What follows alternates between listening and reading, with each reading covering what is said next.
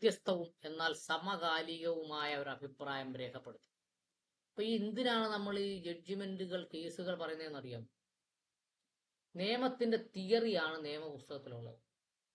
അതിന്റെ പ്രായോഗിക നടപടി ഉള്ളത് എവിടെയാണ്? ജഡ്ജിമെന്റിലാണ്.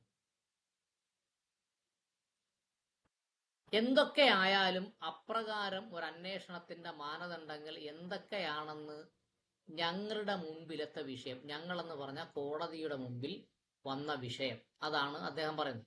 അത് ഒരു ഡിവിഷൻ നടപടിയാലോ വിചാരണ കോടതിയിലെ സിവിൽ കേസിനാലോ എടുക്കാവുന്നതോ തീരുമാനിക്കാവുന്നതോ അല്ല. ഡിവിഷൻ ബെഞ്ച് എന്ന് പറഞ്ഞാൽ എന്താണെന്നറിയാം? 2 ജഡ്ജിമാരുള്ള ബെഞ്ചിനെയാണ് ഡിവിഷൻ ബെഞ്ച് എന്ന് പറയുന്നത്. ഒരു ഡിവിഷൻ ബെഞ്ചിന്റെ നടപടിയാലോ അല്ലെങ്കിൽ ഒരു സിവിൽ കോടതിയിലെ കേസിലാലോ ഒരാളുടെ ജാതി നിർണയിക്കാൻ കഴിയില്ല.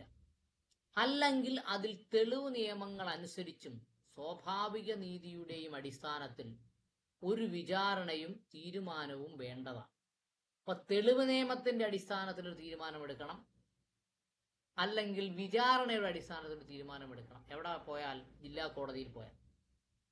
അന്വേഷണം വന്നത് വളരെ ഭാരിച്ചതും രേഖകളുടെ ആവശ്യകതയും വായ്മൊഴിയായ തെളിവുകളും വിശ്വാസയോഗ്യമായിരിക്കാമെങ്കിലും അത് എന്താണ്?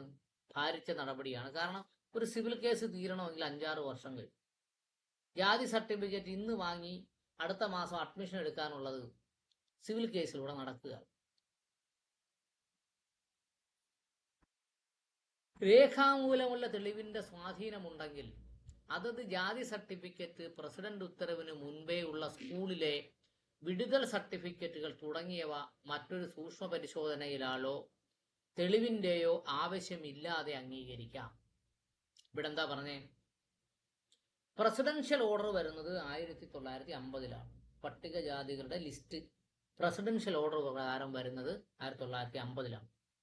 പക്ഷെ 1950-ന് മുമ്പേ ഉള്ള സ്കൂൾ സർട്ടിഫിക്കറ്റിൽ ഇയാൾ അൺടച്ചബിൾ ആണ് എന്ന് രേഖപ്പെടുത്തിയിട്ടുണ്ട്, തൊട്ടുകൂടാത്തവനാണെന്ന് രേഖപ്പെടുത്തിയിട്ടുണ്ടെങ്കിൽ പിന്നെ വേറെ തെളിവിന്റെ ആവശ്യമൊന്നുമില്ല. 1950-ന് ശേഷമാണല്ലോ ഈ സംവരണത്തിൽ ഉദ്യോഗം കിട്ടുന്ന പരിപാടിയൊക്കെ തുടങ്ങിയത്. അതിനു മുമ്പേ അൺടച്ചബിൾ എന്ന് പറഞ്ഞാൽ അത്ര മഹനീയമായ പദവിയൊന്നും അല്ല. അതുകൊണ്ടാണ് പറഞ്ഞത് കേട്ടോ. അങ്ങനെയെങ്കിൽ തുടങ്ങിയ മറ്റൊരു സൂക്ഷ്മ പരിശോധനാ കമ്മിറ്റിയുടെയോ തെളിവിന്റെയോ ആവശ്യമില്ലാത്തതാണ്, അത് അംഗീകരിക്കാവുന്നതുമാണ്. അടുത്തത്, പ്രസിഡന്റ് ഉത്തരവിന് മുമ്പുള്ള രേഖകൾ. സ്കൂൾ വിടുതൽ സർട്ടിഫിക്കറ്റ് തുടങ്ങിയവ മറ്റൊരു സൂക്ഷ്മ പരിശോധനയോ തെളിവിന്റെയോ ആവശ്യമില്ലാതെ അംഗീകരിക്കാവുന്നതാണ്. പ്രസിഡന്റ് ഉത്തരവിന് മുമ്പുള്ള രേഖകൾ അതിന് പ്രസിഡന്റ് ഉത്തരവിന് രേഖയായാൽ കാരണം മാത്രം ഒഴിവാക്കാവുന്നതല്ല. പ്രസിഡന്റ് ഉത്തരവിന് മുമ്പുള്ള രേഖകൾ ഒഴിവാക്കാവുന്നതല്ല. അത് ന്യായമായും വിശ്വസനീയമാണ് എന്ന് കമ്മിറ്റി പറയുന്നു. അത്തരമുള്ള കമ്മിറ്റിയുടെ അഭിപ്രായമുള്ള എല്ലാ രേഖകളും സംവരണ ആനുകൂല്യം ലഭിക്കുവാൻ വേണ്ടി വ്യാജമായി ചമച്ചതാണെന്ന് അനുമാനിക്കാൻ പാടില്ല. എപ്പോഴാ പറഞ്ഞത്?